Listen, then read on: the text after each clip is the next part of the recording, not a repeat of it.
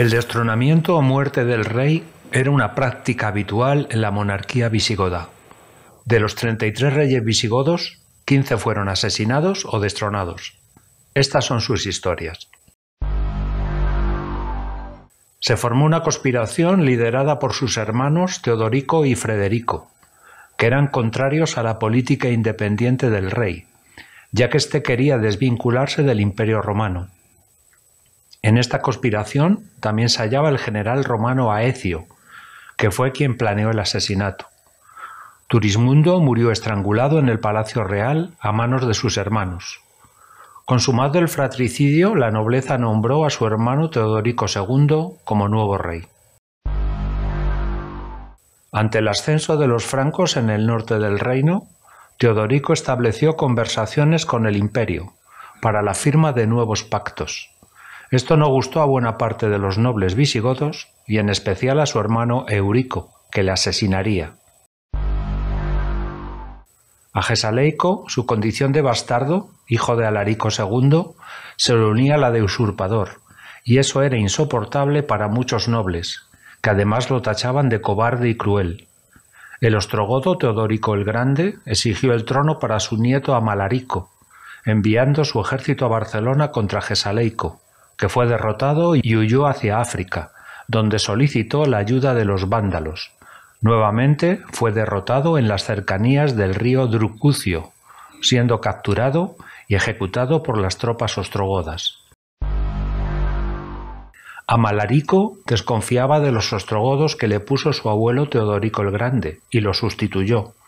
Esa fue la gota que colmó el vaso de la paciencia del sector político encabezado por los ostrogodos, y Amalarico fue asesinado en Barcelona. Unos cuentan que murió a manos del franco Besón, como venganza por el trato recibido por Clotilde, su esposa, pero la hipótesis más fiable fue que su prefecto ostrogodo, Teudis, ordenara a las tropas acabar con la vida del rey. A pesar de los buenos resultados que estaba obteniendo Teudis, no le faltaron enemigos y aspirantes al trono. Un soldado de su guardia, al que supuestamente los conspiradores habían pagado una buena suma, fingió una repentina locura que le llevó a apuñalar al rey. Los cortesanos fieles a Teudis se abalanzaron sobre el soldado y cuando estaban a punto de matarle, Teudis lo impidió. Era conocido por sus aventuras extraconyugales y su desmedida afición al vino.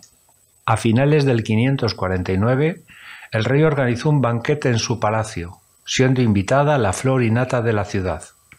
Según parece, el rey comió y bebió en exceso, y esta situación fue aprovechada por un grupo de conspiradores. Unos dijeron que los asesinos fueron maridos ultrajados que buscaban venganza.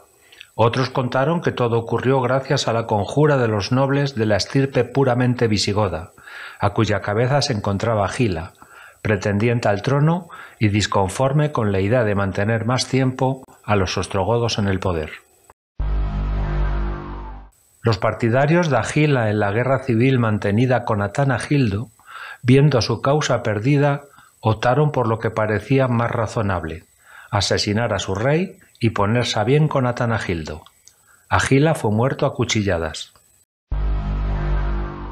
Los descontentos con Recaredo comenzaron a urdir planes para que cambiara la situación, ya que Liuba representaba la continuidad dinástica y el peligro para que los nobles mantuvieran sus privilegios y continuaran aumentando sus riquezas con la adquisición de tierras.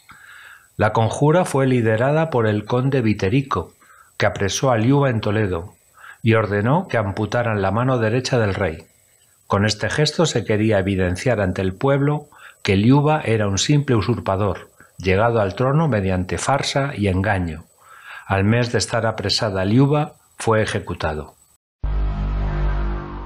La nobleza y el pueblo hispanogodo comenzaban a estar hartos del ineficaz rey y empezaron a surgir conspiraciones para acabar con la vida de Viterico. En abril del 610, Viterico, mediante engaño, acudió a un banquete que supuestamente se daba en su honor, y allí fue asesinado. Su cadáver fue arrastrado por las calles de Toledo entre aplausos y vítores del pueblo. Finalmente terminó en una fosa común sin que nadie le rindiera honores. El rey fue envenenado por una intriga palaciega encabezada por Suintila. A imitación de sus predecesores, Sisebuto asoció al trono a su hijo Recaredo II, que murió pocos días más tarde que su padre, por lo que fue elegido el general Suintila.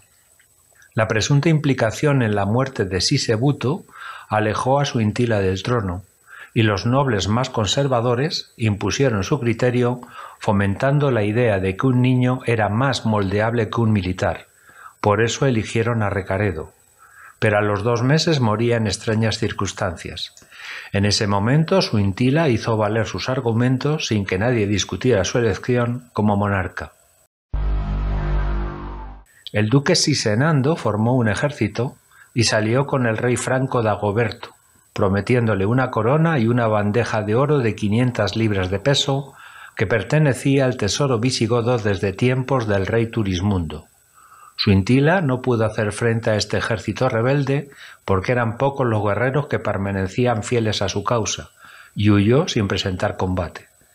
Abandonado de todo, Suintila era depuesto por la fuerza, inhabilitándole para asumir en el futuro cualquier cargo público, al igual que a su familia. Fue privado de sus bienes y excomulgado por la Iglesia, al entender que su reinado perjudicó seriamente los intereses de Dios. Terminó su vida en un monasterio toledano. A Tulga se le atribuye cierta candidez y debilidad de carácter. Pronto muchos vieron en él la vuelta de las dinastías hereditarias, con el consiguiente perjuicio para el poder de la nobleza y del clero. Se organizó una conjura encabezada por el noble Chindasvinto, que aspiraba al trono. La candidez de Tulga provocó su destronamiento sin sangre, siendo tonsurado para que los hábitos le imposibilitaran el acceso a la corona, y fue desterrado a un monasterio donde acabó sus días. En el 680, el conde Hervigio, casado con una prima de Bamba y abusando de su presunta lealtad, suministró un brebaje al rey, quien tenía por costumbre beber pócimas confeccionadas con hierbas naturales. Sin sospechar nada, ingirió el líquido con un alto contenido de esparteína, un potente hipnótico. A los pocos segundos cayó redondo y sin perder un minuto los nobles conjurados hicieron correr la noticia, llamando al obispo Julián para que le suministrara la tonsura y los hábitos, a fin de facilitar el paso a los cielos. La sorpresa vino cuando Bamba despertó del efecto de la droga. Sin embargo, ya era demasiado tarde, porque la ley decía que cualquier persona que vistiera hábitos no podía reinar. Bamba trató de recuperar su trono, pero los nobles lo impidieron, amparándose en dicha norma. Después de esto, a Bamba no le quedó más remedio que aceptar su nueva situación y retirarse a un monasterio en Pampliega, Burgos, donde falleció 7 años después.